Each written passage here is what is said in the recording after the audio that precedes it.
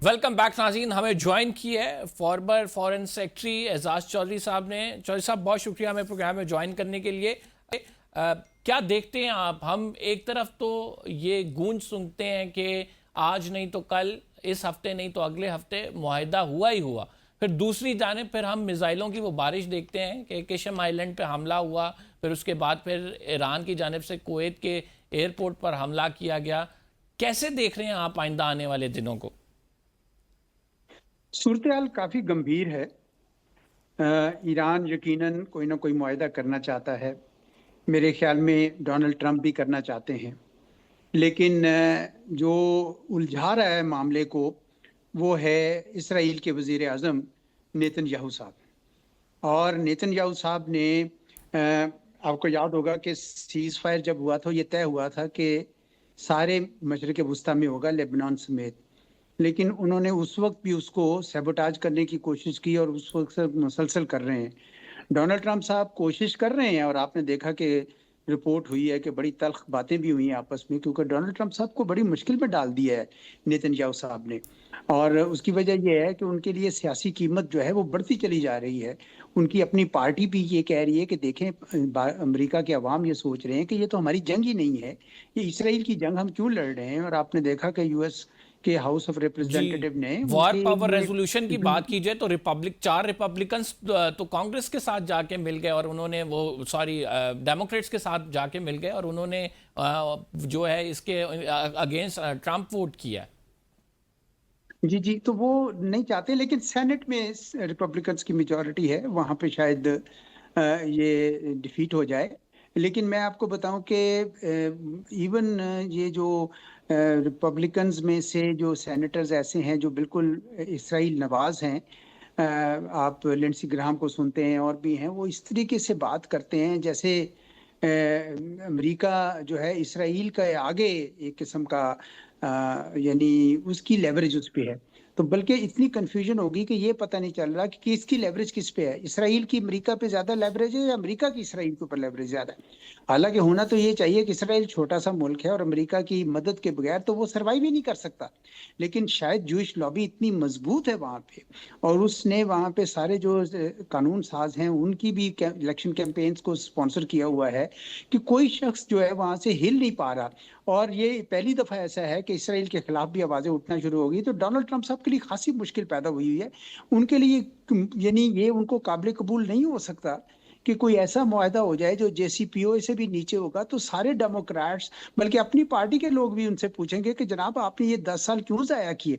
2015 में हो चुका था ये एग्रीमेंट। आप तो बड़े तुम तराक से निकले थे 2018 में, तो अब बताइए ना कहाँ खड़े हैं। तो इसलिए डोनाल्ड ट्रंप साहब जो हैं वो उठते बैठते बहुत बड़े बड़े दावे दावे करते हैं। लेकिन हकीकत ऑन ग्राउंड ये है कि अभी तक उनका एक भी दावा पूरा नहीं हो सका। ना ही तो इसराइल, ना ही ईरान की जो रिजीम है वो कहीं गई है, ना ही न्यूक्लियर प्रोग्राम ईरान का जो है वो इनके काबू आया है। और ऊपर से ये कि स्ट्रेट ऑफ हॉर्मुज भी बंद हो गई। तो जी चुनाचे बहुत मुश्किल में है डोनाल्ड ट्रंप साहब जी। sir, talk about the ulterior motives of Netanyahu. What do you think? Either they want regime change in Iran, it's pretty much obvious. लेकिन इसके बाद क्या वो चाहते हैं? ऐसा नेतन्याहू कॉन्टिन्यूस स्पॉइलर का रोल जो अदा कर रहे हैं, क्या बड़े मकासद हो सकते हैं? देखिए, उनका सबसे बड़ा मकसद तो यही था कि एक ग्रेटर इजराइल बना दें वो। अब उसके रास्ते में उन्होंने देखा कि सारे अरब ममालिक तो अब्राहम्स अकॉर्ड में शामिल हो रहे हैं, एक वाहिद मज़ाहमत रह गई ईरान की, तो चलो इसको खत्म किया जाए। वैसे भी इन्होंने बहुत अरसे से प्लान बनाया हुआ था 7 मुल्कों को डिस्टेबलाइज करना, ईरान भी उनमें शामिल था। लेकिन ये प्लान सारा ईरान को ये शिकस्त ना देने की वजह से वो पूरा का पूरा जो प्लान है वो दरम बरम हो गया है। और अब इसराइल उस तरह का ग्रेटर इसराइल नहीं बना सकता। वो कोशिश कर रहा है कि मैं कुछ गजा का हिस्सा हजम कर लूं, कुछ मैं साउथ लेबनान का हिस्सा हजम कर लूं और कुछ कर लूं। लेकिन मैं आपको बताऊं कि इसका एक एक शख्सी डायमेंशन भी है, पर्सनल भी है, वो है नेतन्याहू की अपनी जात। और वो जिस तरह डोनाल्ड ट्रंप साहब ने उसने कहा कि अगर मैं तुम्हें मदद ना करता तो तुम जेल में होते, और वाकई वो अगर जंग ना कर रहे हो तो वो शायद जेल में चले जाएंगे। उनकी अपनी जो पार्टी है, अक्टूबर में इलेक्शंस होने हैं, उस इलेक्शन में लगता नहीं है कि वो जीत सकेंगे और नेतन्याहू साहब। और अगर वो नहीं जीते तो यकीनन वो जितने सारे मुकदमा जो हैं उनके खिलाफ हैं वो सारे के सारे उठ खड़े होंगे। इसलिए वो जंग नहीं रोकना चाहते किसी सूरत भी। जी सर, 25 अरब का जो मुआहदा रशिया और ईरान के दरमियान हुआ है, जो कि जौहरी तवानाई से रिलेटेड है, इसको सर आप कैसे देखते हैं? देखिए, रूस तो शुरू से ईरान के साथ है, इसमें कोई किसी को शक नहीं होना चाहिए। और आपको पता है कि बराह रास्त उनका रास्ता है कैस्पियन सी के जरिए। जी जी। यानी ये नहीं कि किसी वाया किसी और कंट्री के जाने की जरूरत नहीं है, वहां बिल्कुल कैस्पियन सी के जरिए वो आ जा सकते हैं उसके अंदर। और वो उनकी हमदर्दियां भी शुरू से उनके साथ हैं, ठीक है उनको, लेकिन फायदा हुआ है उनको। फायदा इसलिए हुआ है उनको कि आप ये देखें कि डोनाल्ड ट्रंप साहब चूंकि जब फंस गए हैं गरबे एशिया में, इस ईरान में, तो पुतिन साहब को एक खुला हाथ मिल गया है यूक्रेन वाली जंग में। अब वहां पे अमेरिका का कोई उनको खास दबाव जो है महसूस नहीं हो रहा, ना ही अमेरिका उनको मदद कर रहा है, और यूरोपीय तो कोई खास नहीं कर सक रहे। तो अब तो यूं लग रहा है कि सदर पुतिन वहां पे मामले को उठा रहे हैं, ज्यादा ज्यादा जंग को बढ़ा रहे हैं वहां पे यूक्रेन में। और लगता है कि अगले चंद महीनों तक शायद जंग ही खत्म हो जाए और इस रूस के अपने मफादात सारे मुकम्मल हो जाए। तो रूस को तो बड़ा फायदा हुआ है अमेरिका के इस जगह पे मशगूल होने की वजह से। लेकिन हमदर्दियां उनके ईरान के साथ है, उन्होंने ईरान को इसीलिए पूरी मदद भी की ताकि अमेरिका वहीं पे उलझा रहे। तो रूस का तो ये किरदार है। अच्छा, चीन का भी किरदार कुछ ज्यादा मुख्तलिफ नहीं है, क्योंकि चीन भी चाहता था कि अमेरिका अगर यहाँ बॉकडाउन है तो रहे बॉकडाउन, क्या फर्क पड़ता है। क्योंकि उसकी वजह से उनको ये फायदा हुआ है कि जो अमेरिका की तवज्जो अब ईस्ट एशिया पे नहीं हो रही। देखे ना आपने, इंडो पैसिफिक स्ट्रेटेजी सारी की सारी उड़ गई है।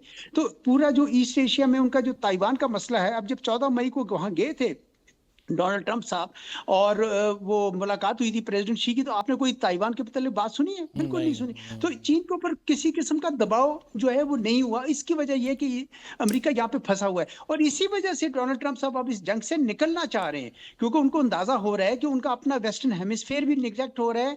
उधर से यूक्रेन में रूस जो है प्रिवेल कर रहा है, उधर से चीन जो है वो उस सारे इलाके में प्रिवेल कर रहा है। तो उनके लिए खासी मुश्किल आ गई है, वो बिल्कुल करना चाह रहे हैं। और इसीलिए उनको बहुत खफगी है कि जो नेतन्याहू साहब है उनके सारे मंसूबे खराब कर रहे हैं। चौधरी साहब, जंग या फिर मुआहदा, आप इन दो किस पॉसिबिलिटीज को देखते हैं, particularly when we talk about के आइंदा आने वाले दिनों में हमें एक सूरत हाल ऐसी नज़र आ रही है कि जिसमें अगर मुआहदा ना हुआ तो बहुत ज़्यादा कशीदगी बढ़ सकती है और वो ख़तरनाक सूरत हाल भी इख्तियार कर सकती है?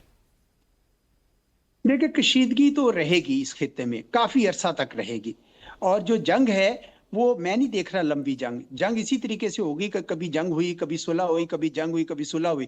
ये अब मामला जो है ये चलेगा काफी देर। देखिए, याद रखें कि ईरान को इन्होंने बहुत बड़ा जख्म पहुंचाया और इसमें कामयाब नहीं हुए। तो गोया ईरान वहां पे मौजूद है, और कुछ अरसे बाद आप देखेंगे कि ईरान अपनी सारी ताकत रीगेन कर ले गए। अब स्ट्रेट ऑफ हॉर्मुज तो उनको ऐसी कुंजी मिल गई है जिससे वो सारे ताले जो है अपने ऊपर जो बंद लगे हुए थे सैंक्शंस के, वो सारे के सारे एक एक करके वो खोल लेंगे। अच्छा, इसराइल भी वहां पे मौजूद रहेगा, और खलीजी रियासतों में ईरान अमेरिका के जो अड्डे हैं उनके ऊपर अब एतबार खलीजी रियासतों का कम होता जा रहा है।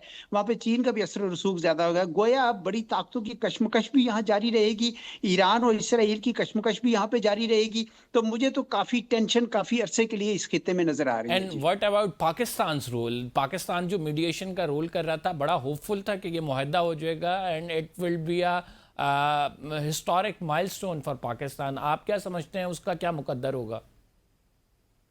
पाकिस्तान ने कमाल किया है जी, माशाल्लाह। बहुत ही हमें खुशी है, क्योंकि 47 साल में ये पहली बार हुआ कि दोनों ममालिक को लाकर सीज फायर कराया और आमने सामने बिठा दिया। ये कोई छोटी बात नहीं थी। पूरी दुनिया में पाकिस्तान की क़यादत का डंका बज रहा है। पाकिस्तान का जो नाम किसी ज़माने में दहशतगर्दी से जोड़ा जाता था, आज अमन के हवाले से जोड़ा जा रहा है, पीस मेकर के तौर पर जोड़ा जा रहा है। ये बहुत बड़ी बात है। और आज भी पाकिस्तान अपने तय कोशिशें कर रहा है, और कोशिशें शायद कामयाब भी हो जाए। ये रूल आउट नहीं कर सकते हैं आप कि सीज फायर ना हो। मुमकिन है सीज फायर मजीद आगे तूल पकड़े, शायद कोई एग्रीमेंट भी किसी किस्म का हो जाए। तो मैं समझता हूँ कि पाकिस्तान के लिए जो है वो सत्य खैरा है, अल्हम्दुलिल्लाह। बहुत अच्छा काम हमारी क़यादत ने किया। Thank you very much. Chaudhry साहब हमारे साथ मौजूद थे, अपनी राय कर रहे थे प्रोग्राम में। फिलहाल इतना ही। कंवर ज़ैदी को इजाज़त दीजिए, अगले प्रोग्राम में आपसे मुलाकात होगी। अल्लाह निगहबान।